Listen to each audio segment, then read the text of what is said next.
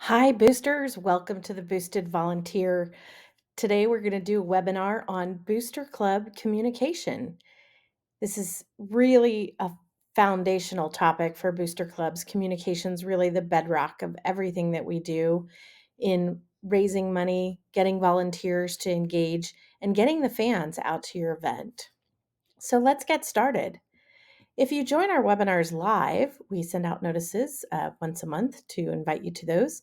You can collaborate with other boosters and ask questions in the chat. Our recorded versions don't have the Q&A, so it's a great reason to watch the live version. There's also a special offer at the end. So I'd like to get started with, what is the number one job of a booster club? Well, the number one job of a booster club is to build the mailing list and communicate. Mailing list can relate to a lot of different things nowadays, not necessarily just addresses and phone numbers and emails, but really it's to build the database of your donors, your sponsors, your alumni, your volunteers, and then use that database to communicate the needs of your organization. I hear all the time from booster clubs, we have poor fundraising, we have a lack of fans, we don't have enough volunteers. And I always say back to them, you likely have a communication problem. I really have never seen a group of people or families that weren't willing to fundraise, show up at events, and volunteer for the needs of our students when the story is told well and communicated to everyone. So if you see any of these problems in your organization, it's likely a communication problem. In this webinar, we're going to cover why communication is the number one job of a booster club, how to build your audiences, how to select the channels that you're going to use, select the tools that you'll use, set the schedule, design the content, some best practices, and how you set the culture of your organization through your communication practices.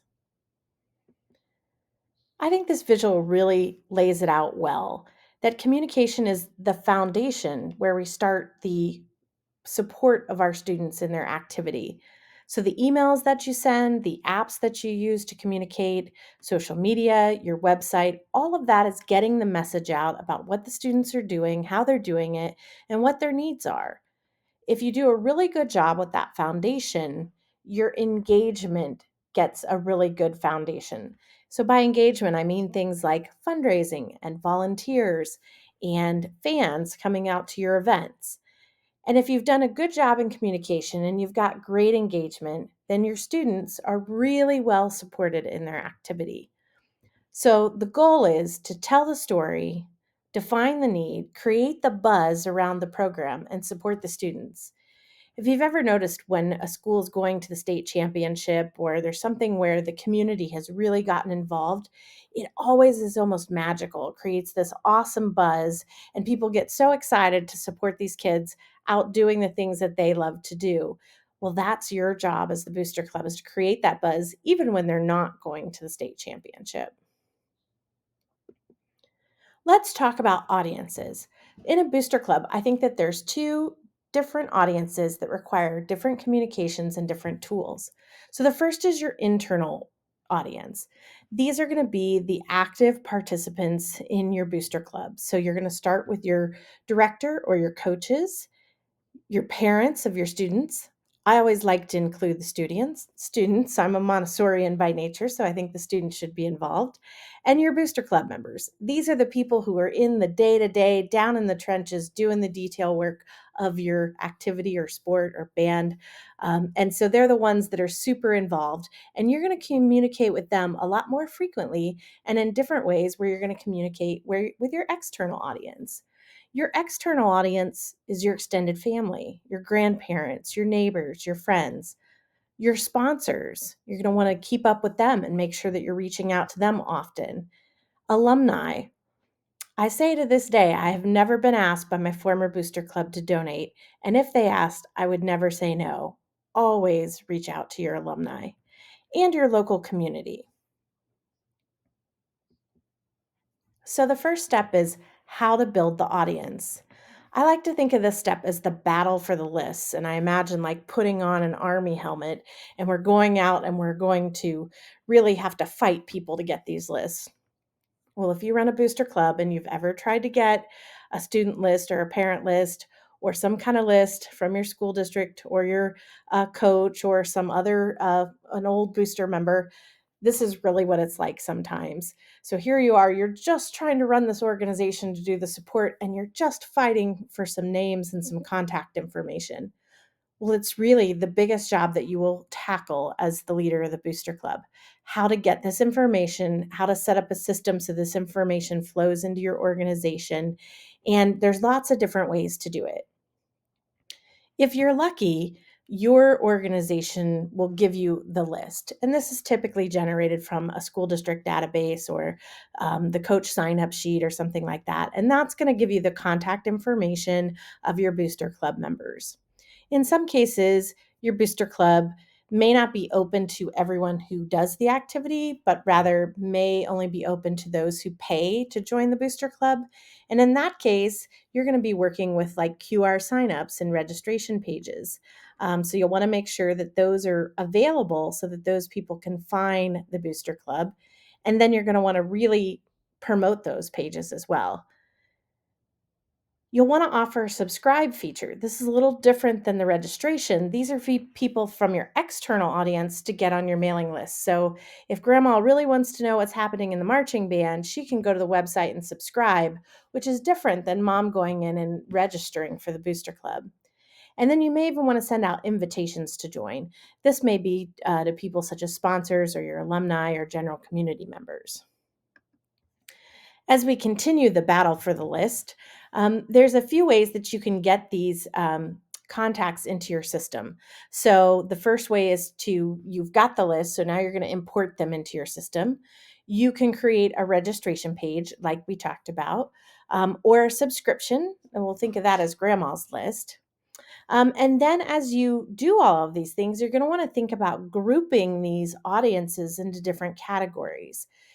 In BoosterHub, we use custom tags to do this, and you can define them in any way you want. But here's just a set from one of our demo clubs where we've got parents and students, volunteers, the different segments of the organization, perhaps graduation year, great for tracking alumni. Or you might even want to add sponsor or donor or something like that. And you may have to add these manually. So I think of the list building as the most important activity that you do at the beginning of each season. And I think it's so important that I think the president of the booster club should at least review these lists personally and make sure that all of our sponsors are included in the sponsor list and all of our donors are included and that we have every student accounted for. The list management is really a critical job, and I cannot overstate how much work it needs to be focused on. So a lot of times we just think, oh, we've uploaded the list, we're ready to go. This is where I would say spend that extra hour or even 2 hours, and whatever tool you're using, go through and make sure that your lists are accurate and they have everybody accounted for.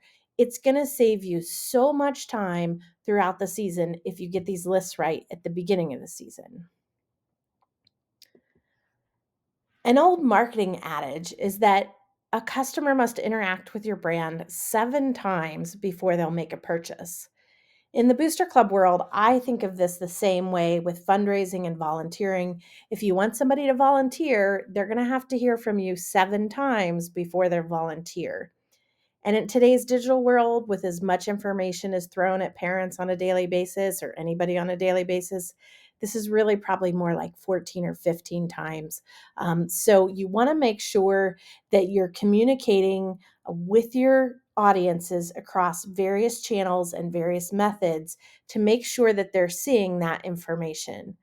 I know sometimes when you're running the booster club, you think, how can everyone not know we have our fundraiser this weekend? I mean, come on. But really, in a lot of people's worlds, it's down there on the list and they don't even see it. It comes in their email. It went by. They saw something about fundraising. They don't know it's this weekend. I mean, they're barely getting to practice and stuff like that. So you got to really think about, have I really gotten the message out there and are people seeing it?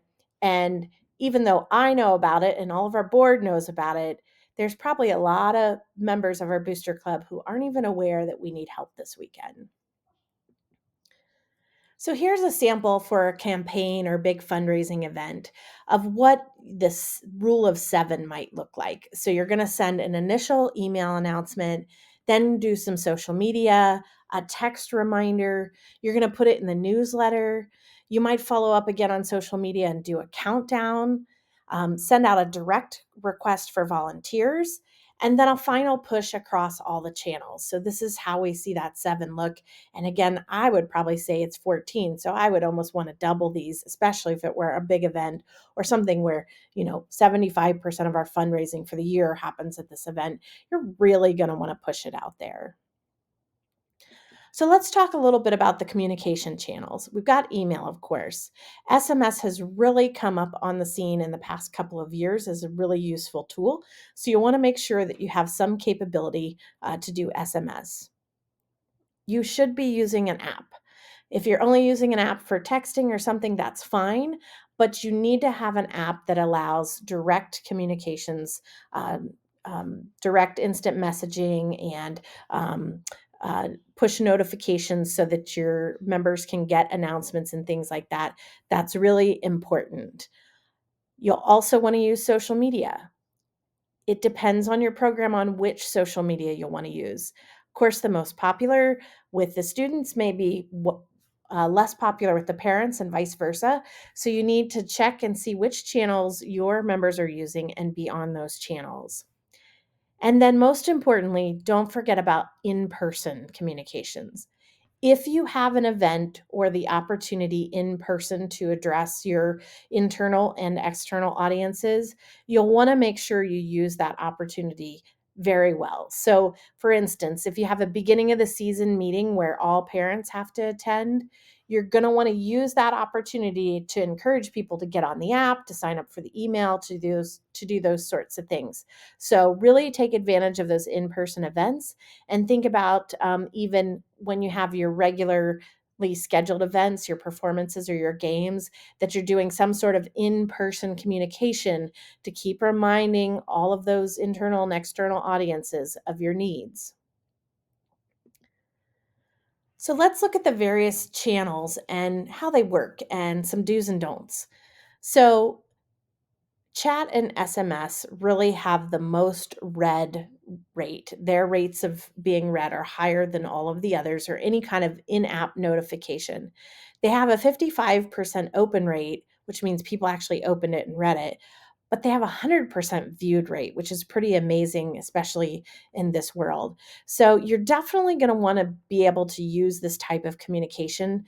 And that's a process. It's not something you can just send out one communication and get everybody on that platform and be able to use it. It's going to take time to get the information to use those tools or to get people on an app.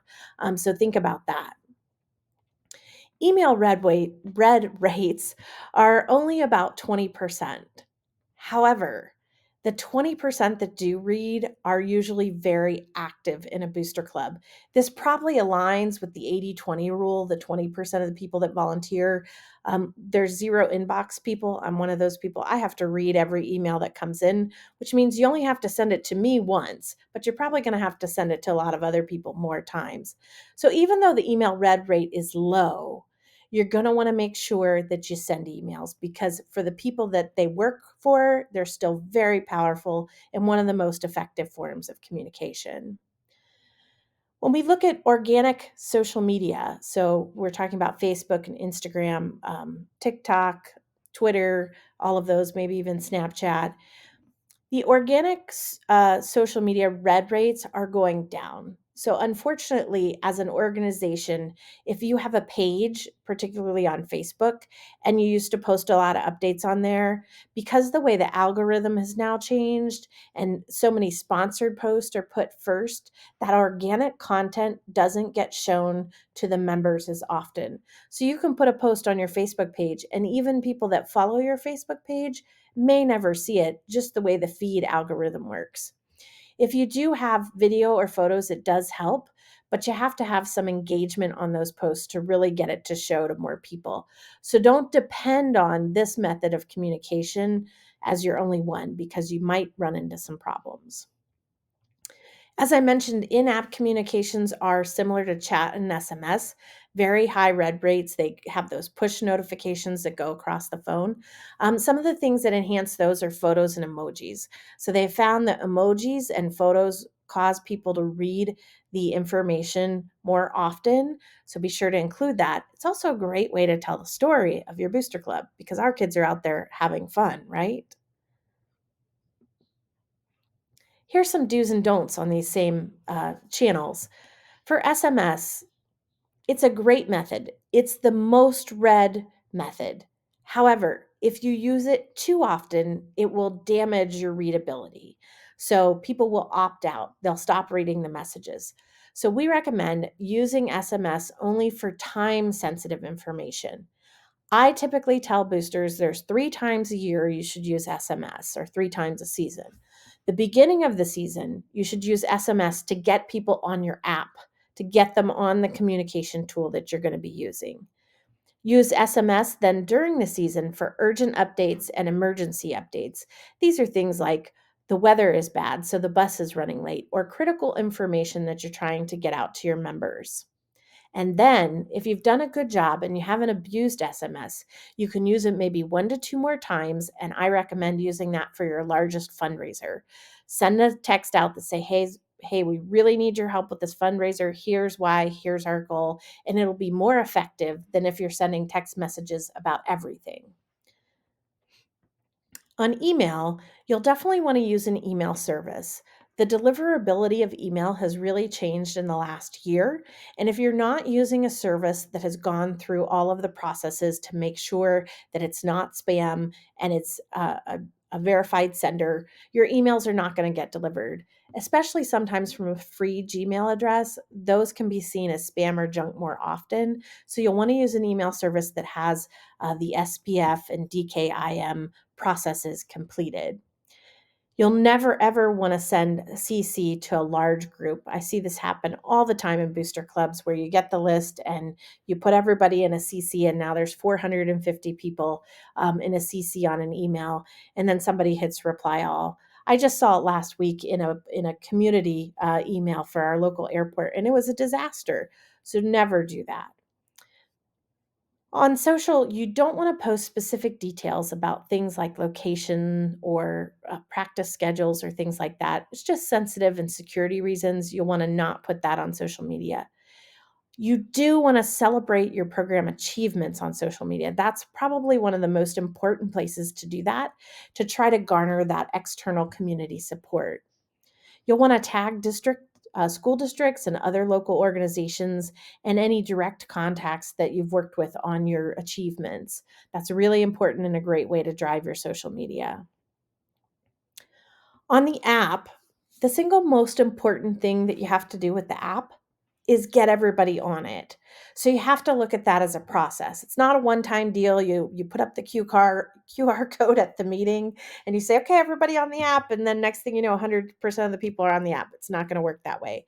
You, as the booster club leader, are going to have to be walking up to people and shaking their hands and go, hey, are you on the app yet? You're going to have to really promote it. But I promise you, the work that you do to put in to promote that app is going to help you later on with your communication. So driving adoption is key. In the app, put some exclusive required content. Okay, you're thinking like, what is that, Robin? Exclusive required content? A great piece of information to put in the app are practice schedules. This is information that everybody needs in your organization. What time do I pick my student up? What time do they need to be there? If you can get your coach or your band director to put that information only in the app, then you can get more people to adopt the app, which then makes the communications in the app more effective for your organization. And remember to remind people to join often. Put that QR code up at your in-person events, send out some SMS, send out some emails, and put it on your social media. So think of it as a process, not a one-time initiative to get people on the app. Okay, so now you have to decide which tools you're going to use, and there's a lot of tools that you can use. You'll want to definitely get an app. I'm a little biased to BoosterHub, and one of the reasons is we have the app, but we also have all the other communication tools. It's integrated with your website, and there's a great way to tag all of your groups and communicate effectively through BoosterHub. So it's a great option. You'll want to have an email service. Again, in BoosterHub, that's part of our platform, so you already have that. But if you get an app that just has instant messaging, you may need a second tool for emails, as well as SMS. A lot of the email services, such as MailChimp, they include SMS now, or you can add it on. It's just a little cumbersome if you have to maintain a couple of tools. You'll have to manage a couple of different mailing lists. If you are not using an AI writer, I highly recommend it. Claude.ai is my favorite. Claude's a great tool and it really understands fundraising and volunteerism well. I promise you, take a paragraph that you've written for a fundraising email or a volunteering email, put it into Claude and generate it, and you'll be really impressed with what he has to say. Um, and it's a free tool for the use of a booster club. You can probably just use the free version and you'll be just fine. Video is really important, so you're going to want to do some video creation. I don't mean go out and spend $5,000 to have a professional video made or have highlight reel done of your program.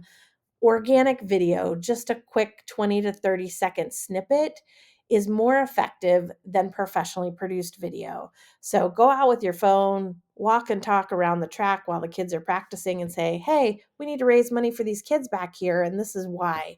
And you'll find that that's a really effective tool to get your audiences engaged with your program. And you also want to look at something like Canva. It's a great way to produce designs, especially for your social media, but even just to add into your email and your website. And those images really help evoke emotion, get people excited, and tell the story about your program.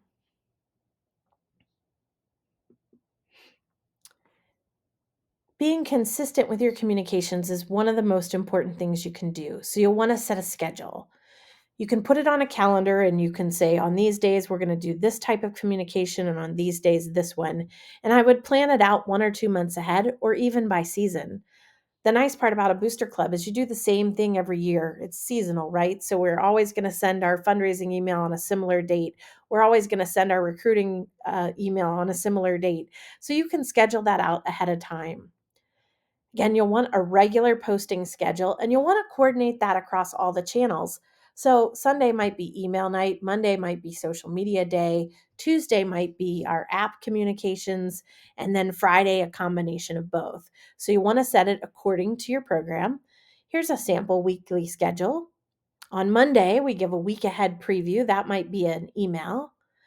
Wednesday, we're doing volunteer needs. That might be app, email, and social media. Friday's game day information. Well, we're going to want to get that on social media and on our website, and maybe an email to our internal and external audiences. And then on Sunday night, perhaps a week in review of all the wins that we had the week before. You'll want to consider the time of day when sending. Booster Club volunteers and parents of high school children are very busy. You know that those are some of the longest days during your lifetime, and they have a lot going on.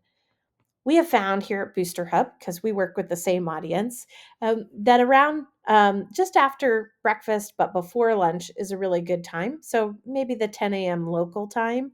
And then in the later evenings between 8 and 9 p.m. That helps stays out of the way of the very busy times where parents are moving around or shuffling kids to school or things like that, or attending the program events, right? The games or the performances of our programs. So you want to think about those times as the good times to send those messages, especially the more detailed ones where the parents or the volunteers can sit down and take 10 minutes and read your email that may have your week highlight in it. When you start doing this, you're going to realize this is a pretty big job. I'm sending 3 to 5 communications a week. When we're doing fundraising, it's probably going to be even more. You may want to recruit 1 to 2 people to manage this process and put each person in charge of a specific part.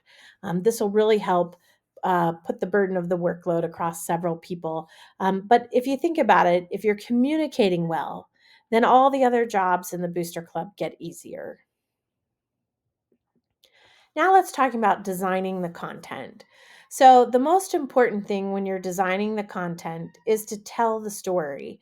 You want to get people excited about what your students are doing. You want to get them passionate about the program. You want to keep it fun. So, I have a booster club horror story in one of the programs my children were involved in. The president would send emails talking about all the things that were going to get taken away if we didn't volunteer and the failure of the program if we didn't volunteer. I never really wanted to volunteer for that program. So keep it fun, make the volunteer events exciting, add some social pieces to them to get people to come out. A lot of my booster club volunteers say they've met most of their adult friends with their booster club volunteering. So make it fun. People want to come out and do this. They want to support their kids and their program.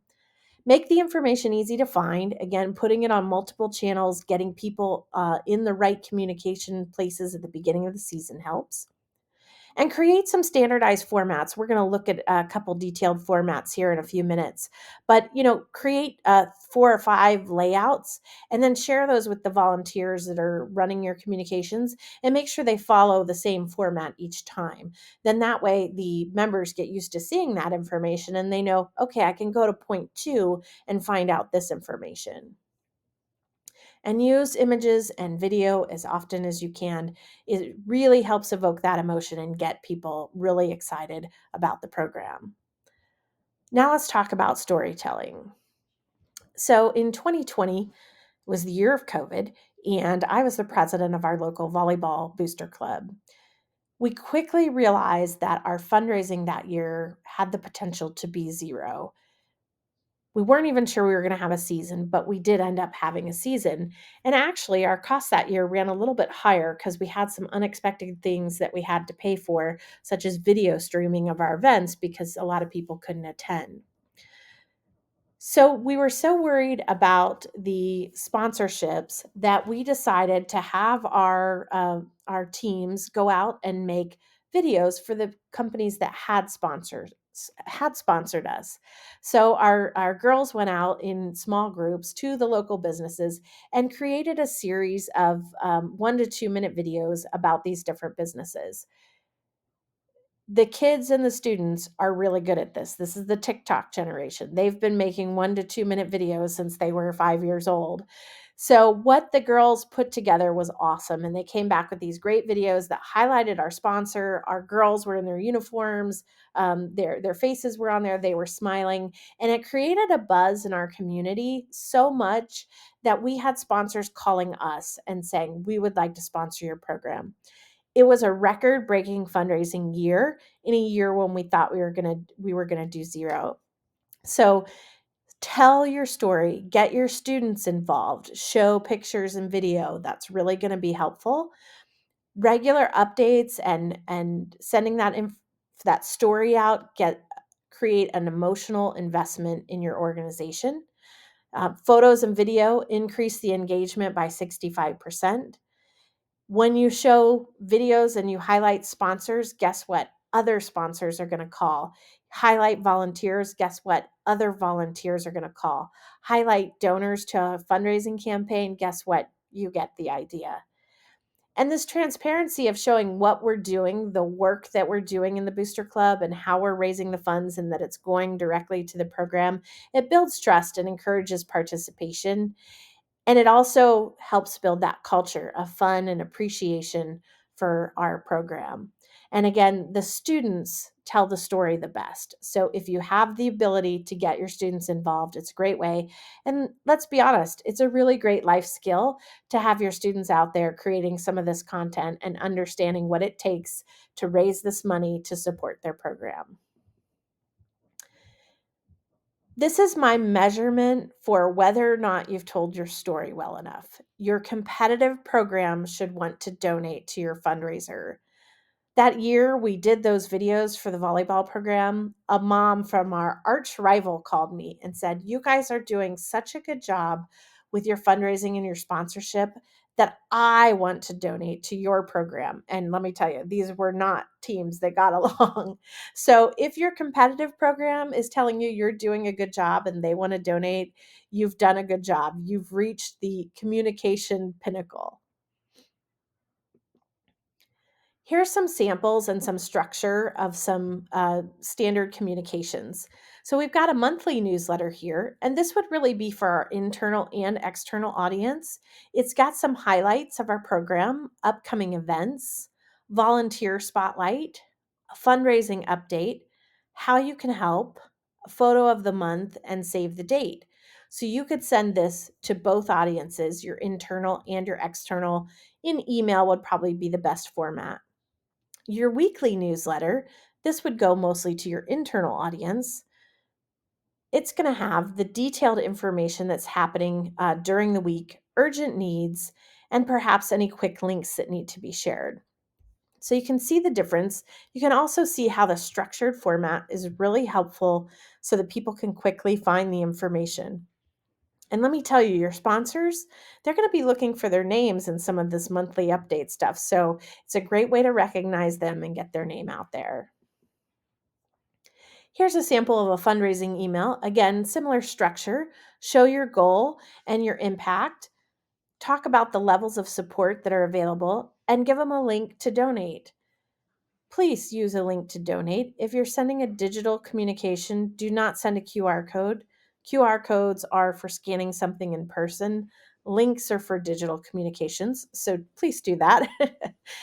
And then here's some samples of some SMS, app, and chat notifications. Again, these want to be highlights. These want to be urgent needs or things that we really need to help. And if you are using SMS in particular, you do need to include an opt-out information in your SMS. It is required. We'll just go over a few best practices that we've talked about tonight. So first of all, create some standard templates so that your people receiving your audiences can see exactly where that information is. I didn't talk about this one, but retarget as needed. So as you're going through fundraising or something like that, if you have people who haven't donated, haven't volunteered, haven't fundraised, you can send a communication just to those groups. So be sure to segment your list. Encourage 100% participation. This is one of my favorite things to do in Booster Club communication. Pick a couple of things a year that you really want to see 100% participation on, whether it's volunteering or a donation. In my old Booster Club, we did it in two ways. We wanted everyone to volunteer for at least one shift in the concession stand, and we asked everyone to either donate $20 or a case of Gatorade for our concession stand. We tracked that amount and then we measured it against the 100% and we sent that information out to the whole program. Every year that I was a Booster Club president, we had 100% participation in both of those. And I think a lot of it was because of the communication that we sent. You can't say required in most Booster Club communications, so encourage 100% participation. If you're doing your job really well and you're getting that message out there 7 times, or I like to say 15 times, expect a 5% complete rate.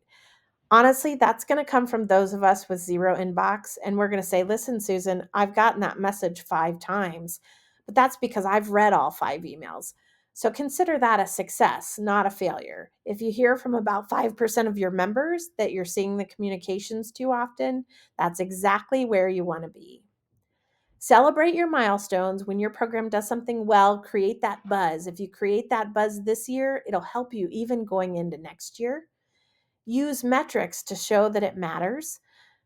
We talked about the 100% participation. That's one of my favorite metrics. But you can also say, hey, we were able to go to 3 extra competitions this year because of our volunteers, or our funding provided training for all of our coaches. We saved this much in bus fees by having more parent volunteers. If people see the numbers, they're more likely to participate. And finally, consistency is key. So communications, really the cadence or the schedule that you send out your communications, it should be the same every week during your season. And that way people get used to seeing the information. One other thing that is consistent, you should always have one Booster Club meeting per month throughout the year, even if it's not your season. I always like to do one fun one in December. That's where we took our little time off and we'd meet at a local restaurant and have happy hour with our booster club. But still, have a meeting once a month. Then people can start to depend on that schedule and they'll know when to show up for those meetings. In conclusion and summary today, communication is really the key to the success of your booster club. It's the foundation that everything else is built upon to supporting your students. Building the audience can take the most work, and that's okay. That's where you want to spend your time, is getting those mailing lists accurate and segmented so that you can use them throughout the season. Go where your fans are on the channels, especially social media. Try to get your fans on the app if they're your internal audience. Use the tools to maximize the results. So find what's effective and use it. Be consistent. Again, that scheduling, that cadence, doing the same thing every week will make your communications more powerful. Tell a great story and include photos and videos. And if you can, get your students involved. I promise you, it pays off 10 times. Keep it fun and encourage 100% participation. No one wants to work or volunteer in an organization that's not any fun. And remember that your communications set the tone and then thus the culture of your booster club. So the more fun you keep it, the more likely people are going to participate.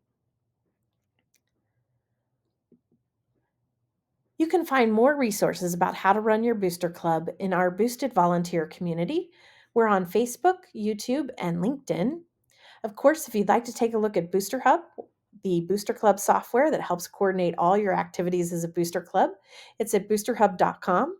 You can use this QR code to get a $50 discount off your annual subscription.